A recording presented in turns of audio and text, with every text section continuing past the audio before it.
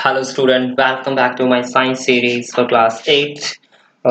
In this video, or you can say in this class, we will study about the chemical reaction of metals and non-metals with water. Means to say जो मेरी metals and non-metal है वो पानी के साथ कैसे reaction करती हैं. Now बेटा this is a chemical property of metals and non-metals. chemical property हम study कर रहे हैं किस तरीके से water reaction करेगी. हमने physical property पढ़ ली है मेटल्स एंड नॉन मेटल्स की. हमने केमिकल प्रॉपर्टी में first power reaction with oxygen पढ़ लिया है, वो आप मेरे प्रीवियस वीडियो में जाके देख सकते हो. Now let us see how metals and non metals react with water.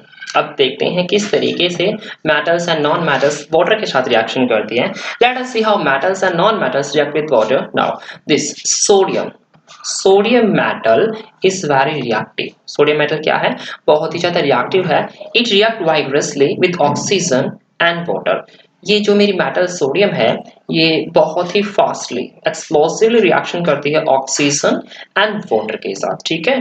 A lot of heat is generated in this reaction. इस रिएक्शन के अंदर a lot of काफी मात्रा में क्या निकलती है? हीट एनर्जी निकलती है. काफी ह्यूज अमाउंट में हीट एनर्जी निकलती है. It is therefore stored in kerosene oil. इसीलिए इसे कैरोसिन ऑयल के अंदर क्या करते हैं? हम डिप करके रखते हैं, स्टोर करके रखते हैं. मींस टू से अगर मैं सोडियम को एटमॉस्फेयर के अंदर लेके आता हूं तो हमारे वातावरण में, हमारे एटमॉस्फेयर में ऑक्सीजन होती है प्लस पानी भी प्रेजेंट होता है. ठीक है. प्लस पानी भी प्रेजेंट होता है. बाय मिस्टेक सोडियम मॉइस्चर और ऑक्सीजन के कांटेक्ट में आ गई तो वहां एक्सप्लोजन ही होगा, वहां पर आग लग जाती है क्योंकि वहां हीट एनर्जी निकलती है. और वो हीट एनर्जी इतनी होती है, वो हीट एनर्जी इतनी होती है दैट कैचेस फायर इजीली. तो बहुत आसानी से वो फायर में कन्वर्ट हो जाती है. ठीक है. तो इसीलिए हम सोडियम मेटल को केरोसिन ऑयल के अंदर डिप करके रखते हैं क्योंकि जो केरोसिन ऑयल है सोडियम के साथ ऑक्सीजन एंड वाटर का कांटेक्ट था उसे खत्म कर देता है, जिसकी वजह से सोडियम ऑक्सीजन और वाटर के साथ रिएक्शन नहीं कर पाती और आसानी से हम सोडियम को केरोसिन ऑयल के अंदर स्टोर करके रख सकते हैं. तो क्वेश्चन आ सकता है पेपर में, why sodium metal is stored in kerosene oil. तो answer will you write like this. Now we will perform activity 4.5. अब एक्टिविटी 4.5 क्या बोलती है? To be demonstrated by the teacher. इसे टीचर ही डेमोन्स्ट्रेट करके दिखाएगा, परफॉर्म करके दिखाएगा.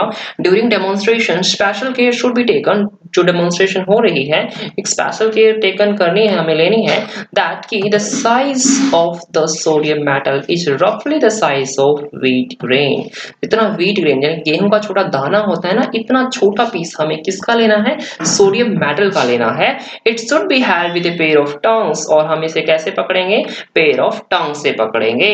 Now take a 250 ml beaker. अब हमने 250 ml का एक बीकर ले लिया, फिर ग्लास टम्बलर ले लिया, फिर half of it with water. मैंने आधा इसे पानी से फिल कर दिया है. Now carefully cut a small piece of a sodium metal. बड़ी सावधानी से सोडियम मेटल का छोटा सा पीस कट करना है, काट लेना है. Dry it using filter paper. हम फिल्टर पेपर की हेल्प से इसे ड्राई कर सकते हैं.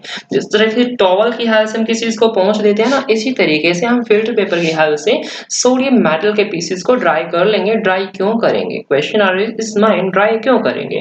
क्योंकि ड्राई इसलिए करेंगे क्योंकि जो सोडियम मेटल होती है केरोसिन ऑयल के अंदर डिप हुई होती है, उसी के अंदर हम स्टोर करके रखते हैं. तो सोडियम मेटल की सरफेस पर केरोसिन ऑयल की ड्रॉपलेट लगी हुई रह सकती हैं, जिसकी वजह से हमें उन्हें रिमूव करना होता है. Now and wrap it in a small piece of a cotton. और कॉटन के बहुत ही छोटे यानी कि रुई के बहुत ही छोटे पीस के अंदर मैं इसे लपेट दूंगा. Put the medium sodium piece wrapped in a cotton into the beaker. जो मैंने सोडियम का पीस कॉटन के अंदर जो मैंने सोडियम का पीस कॉटन के अंदर रैप करके रखा हुआ था उसे मैं बीकर के अंदर डाल देता हूं.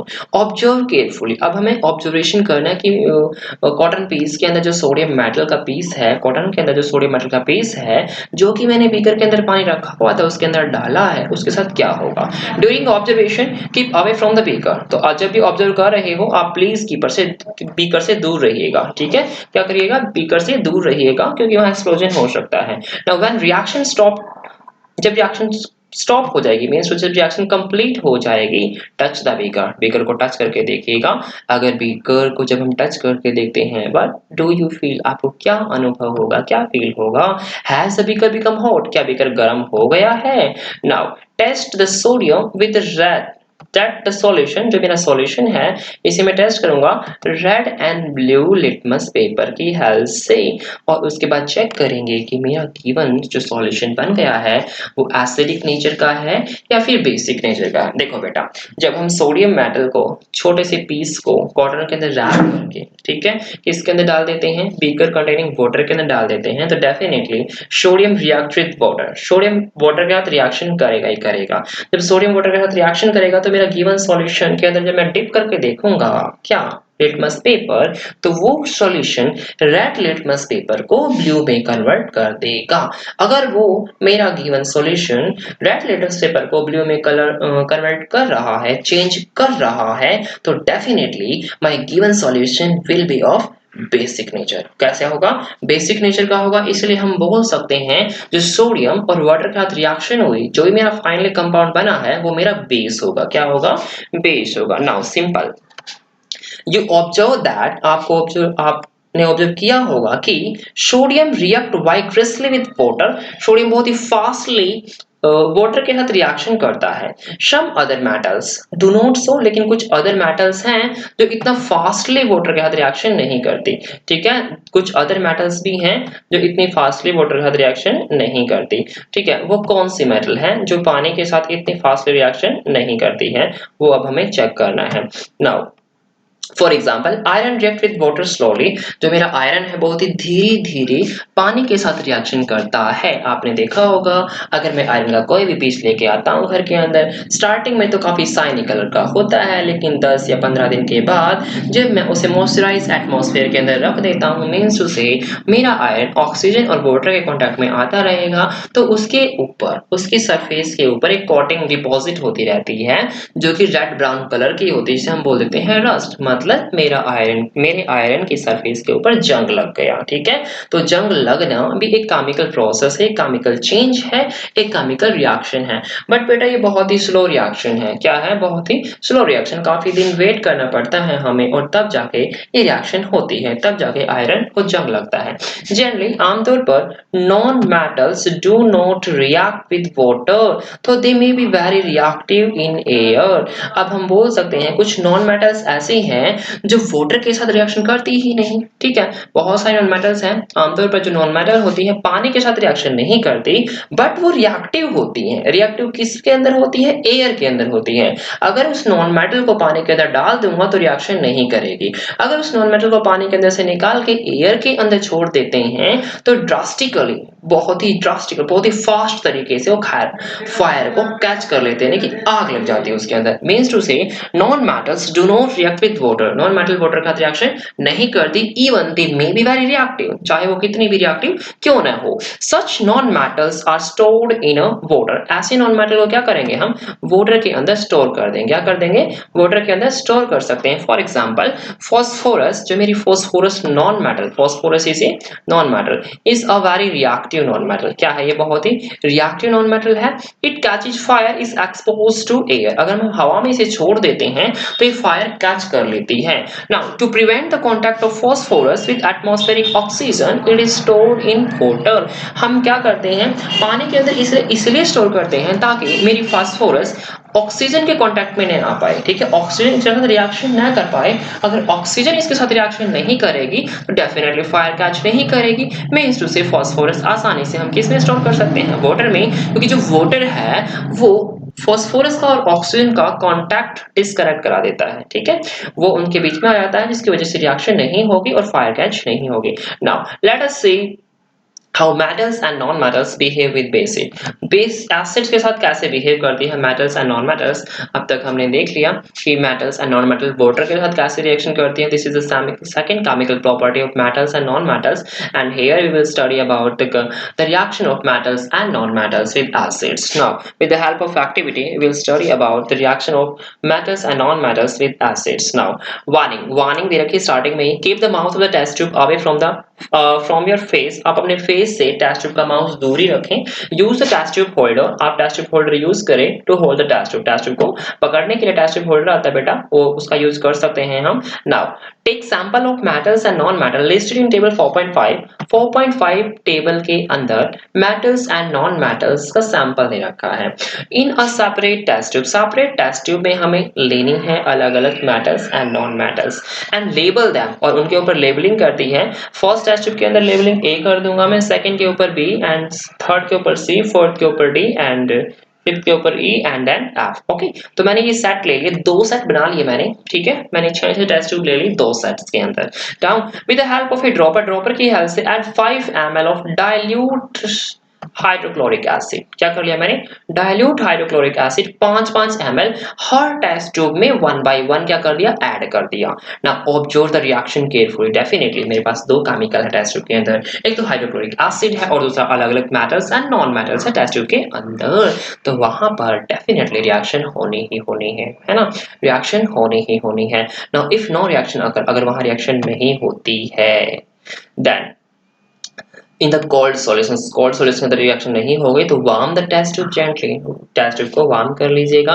Bring a burning matchstick near the mouth of the each test tube. हर टेस्ट ट्यूब के माउथ के पास आपको बर्निंग मैस्टिक लेके आने हैं और ऑब्जर्व करना है कि क्या क्या होगा और क्या क्या नहीं होगा। Now repeat the same activity, बिल्कुल सेम एक्टिविटी मुझे रिपीट करनी है using dilute sulphuric acid. Dilute sulphuric acid के यूज करके HCl की जगह अब हमें दो सेकंड स्टेप में डाइल्यूट सल्फ्यूरिक एसिड डालना है 5-5 ml, ठीक है, instead of dilute hydrochloric acid. Hydrochloric acid की कंपैरिजन में इसके बजाय, हाइड्रोक्लोरिक एसिड की बजाय हमें क्या डालना है, डाइल्यूट सल्फ्यूरिक एसिड डालना है। तो मेरा सेकंड सेट हो गया, तो वहां पर अलग ऑब्जर्वेशन होगी और इस ऑब्जर्वेशन टेबल में हम उसे क्या करेंगे, रिकॉर्ड करेंगे। नाउ मेरा टेस्ट फर्स्ट है जिसके अंदर मैग्नीशियम रिबन है, उसके अंदर मैंने क्या डाला, dilute sulphuric dilute hydrochloric acid डाला था मैंने पहले, ठीक है, 5 ml, ठीक है।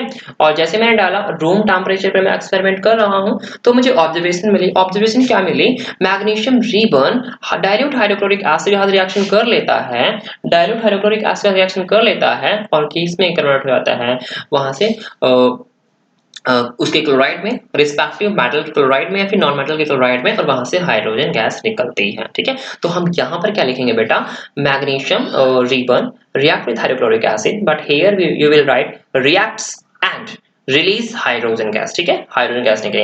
अब कैसे पता चला कि ये हाइड्रोजन गैस है, जब हम बर्निंग मैस्टिक को mouth of the test tube के पास लेके आते हैं तो जो बर्निंग मैस्टिक है पॉप साउंड के साथ जलती है और जोर से जलती है, मीन्स टू से वहां पर डेफिनेटली हाइड्रोजन गैस निकल रही होगी, क्योंकि हाइड्रोजन गैस ही ऐसी गैस है जो बर्न करती है, जलती है पॉप साउंड के साथ, ठीक है। नाउ अगर हम उसे वार्म कर देंगे तो रिएक्शन फास्ट हो जाएगी, आप लिख सकते हो रिएक्शन बिकम्स फास्ट, यहाँ पर फास्ट रिएक्शन लिख सकते हो। नाउ एल्यूमिनियम फॉयल थी, हाइड्रोक्लोरिक एसिड के साथ रिएक्शन करेगी, यस रिएक्शन करेगी, तो यहाँ लिखो reacts and release hydrogen gas. और जैसे वार्म करता हूँ मीन्स टू से रिएक्शन बिकम फास्ट, तो लिख दो faster reaction. Now iron filling also react with dilute sulphuric hydrochloric acid, dilute hydrochloric acid के साथ आयरन फिलिंग भी रिएक्शन करेगी, तो यहाँ पर लिखो reacts and release hydrogen gas, ठीक है। और यहाँ पर लिखो reaction becomes faster, means to से फास्ट रिएक्शन। सिंपल बेटा, कॉपर एक ऐसी मेटल है, ठीक है, जो कि काफी लीस्ट रिएक्टिव है, बहुत ही कम रिएक्टिव है ये, ठीक है, बहुत ही कम। तो ये डाइल्यूट हाइड्रोक्लोरिक एसिड के साथ रिएक्शन नहीं करती, क्योंकि एसिड तो है ये डाइल्यूट है, मींस टू से इसकी कंसंट्रेशन बहुत कम है। डाइल्यूट का मतलब क्या होता है ये जान लो बेटा। हाइड्रोक्लोरिक एसिड का सॉल्यूशन मैंने पानी के अंदर बना रखा है, क्या बना रखा है, पानी के अंदर बना रखा है, उसे बोलेंगे dilute hydrochloric acid. Simple, dilute hydrochloric acid, तो जो एसिड का इफेक्ट होगा पानी डालने के बाद कम हो जाता है, ठीक है। तो कॉपर उसके साथ रिएक्शन नहीं करती, तो you will write here no reaction and here also no change, ठीक है, वार्म करने पर भी कोई रिएक्शन नहीं हुई। Now charcoal powder is also not react with dilute hydrochloric acid, you will write here no reaction, यहाँ पर भी लिखोगे no effect. Now sulphur powder भी डाइल्यूट हाइड्रोक्लोरिक एसिड के साथ रिएक्शन नहीं करता है, you will write here no reaction and you will write here no change. Now अब मेरा है अब हमने सेकंड सेट में जो किया था डाइल्यूट सल्फ्यूरिक एसिड डाला था। क्या डाला था? डाइल्यूट सल्फ्यूरिक एसिड डाला था। नाउ अब जो मैग्नीशियम है डाइल्यूट सल्फ्यूरिक एसिड के साथ रिएक्शन करेगी। रूम टेम्परेचर पे आप लिखोगे yes reacts and release hydrogen gas. Reaction करती है हाइड्रोजन गैस रिलीज होती है। नाउ वार्म करने पर रिएक्शन बिकम फास्टर। यहाँ लिख दोगे फास्टर रिएक्शन। जो एल्यूमिनियम फॉइल है वो भी सल्फ्यूरिक एसिड रिएक्शन करती है। यहाँ लिखोगे reacts and release hydrogen gas और यहाँ लिखोगे faster reaction. Iron filling also react with sulfuric acid. You will write here yes reacts and release hydrogen gas. Simple. यहाँ लिखोगे reaction becomes faster. ये means to say faster reaction. बेटा copper है पहले ही unreactive है ऊपर से डाइल्यूट है। ठीक है डाइल्यूट के साथ बिल्कुल भी रिएक्शन नहीं करेगी तो यहाँ लिखोगे नो रिएक्शन और यहाँ लिखोगे no effect. Now charcoal is also not going to react with dilute sulphuric acid. वो भी सल्फ्यूरिक एसिड के साथ रिएक्शन नहीं देता। You will write here no reaction and यहाँ लिखोगे no effect. Now sulphur powder बेटा मैंने बताया था पहले ही सल्फर पाउडर रूम टेम्परेचर पर सॉलिड स्टेट में एग्जिस्ट करता है। येलो कलर का होता है तो हम उसे पाउडर कर सकते हैं। ठीक है sulphur powder dilute sulphuric acid के साथ रिएक्शन करेगा नहीं तो यहाँ लिखोगे नो रिएक्शन क्योंकि हमने ऑब्जर्व किया है एक्सपेरिमेंट करके टेस्ट ट्यूब के अंदर डाला था वहां रिएक्शन हुई नहीं तो यहाँ लिखते हैं नो रिएक्शन और यहाँ लिखेंगे नो इफेक्ट क्योंकि टेम्परेचर बढ़ने के बाद भी कोई रिएक्शन नहीं हुई। Now Is there is a difference in any way?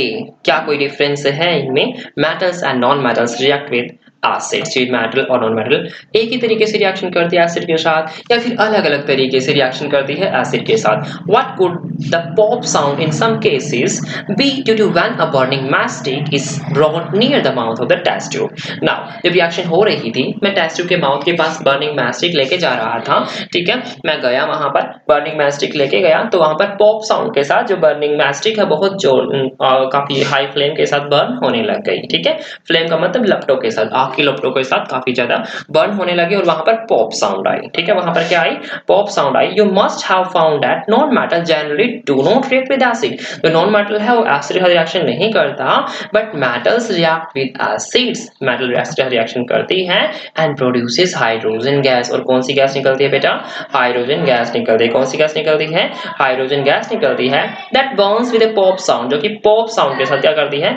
Burn करती है। You must have noticed that copper does not react with dilute hydrochloric acid। जो कॉपर dilute hydrochloric acid के साथ रिएक्शन नहीं करती even on heating। अगर हम उसे गर्म भी कर दे तो भी वो रिएक्शन नहीं करती है but it react with sulphuric acid. लेकिन कॉपर सल्फ्यूरिक एसिड का रिएक्शन कर लेती है। देखो ध्यान से देखो बेटा ऊपर टेबल में हमने देखा डाइल्यूट सल्फ्यूरिक एसिड के साथ तो रिएक्शन करती नहीं बट सल्फ्यूरिक एसिड का रिएक्शन कर रही है। तो सल्फ्यूरिक एसिड का मतलब ये है बेटा यहाँ पर कि मेरा एसिड कैसा है? कंसंट्रेटेड है। कैसा है? कंसंट्रेटेड है। दो तरह के एसिड होते हैं sulphuric acid dilute and concentrated. Dilute के अंदर पानी का अमाउंट ज्यादा होता है और कंसंट्रेटेड के अंदर पानी का अमाउंट बहुत कम होता है। ठीक है तो जो कॉपर है वो कंसंट्रेटेड सल्फ्यूरिक एसिड के साथ रिएक्शन करेगी और हाइड्रोजन गैस रिलीज कर देगी लेकिन डाइल्यूट सल्फ्यूरिक एसिड के साथ कभी रिएक्शन नहीं करेगी चाहे आप हीट भी क्यों ना कर लो उसे। ठीक है चाहे आप हीट भी क्यों ना कर लो लेकिन सल्फ्यूरिक एसिड के साथ on heating it react with sulphuric acid means to say copper react with sulfuric acid on heating and produces hydrogen gas but doesn't react with dilute hydrochloric acid। तो keep in mind point बहुत important है इसके ऊपर reaction पूछी जा सकती है exam में। ओके स्टूडेंट आज के लिए इतना ही। Okay now take care this is complete.